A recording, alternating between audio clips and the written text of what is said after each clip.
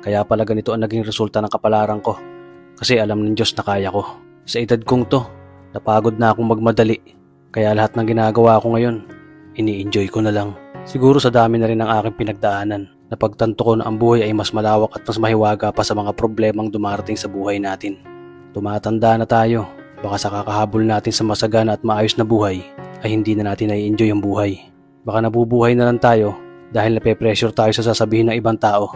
Marami na rin akong mga naging maling desisyon sa buhay, pero lahat yun nagsilbing aral sa akin at natuto ako sa mga pagkakamali ko. May mga taong sobra nating mamahalin at bibigyan ng halaga, pero ibabalik lang sa atin ay kabiguan at matinding trauma.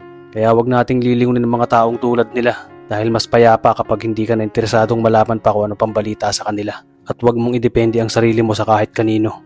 Tandaan mo, kahit sarili mong anino, iiwan ka din nito kapag madilim na ang paligid mo. Kailangan natin matutunan na huwag ikumpara ang sarili natin sa iba dahil hindi natin laban ang laban nila. Karera mo to, di nila karera. Dahil ang buhay ay hindi naman nasusukat sa kung sino ang mayaman, kundi kung sino ang payapa. Kaya galingan mo lang palagi tol dahil napakaraming tao mapanghusga, dihilahin ka pababa. At lagi mo tong tatandaan na makakatanggap ka lang ng papuri mula sa kanila kapag patay ka na.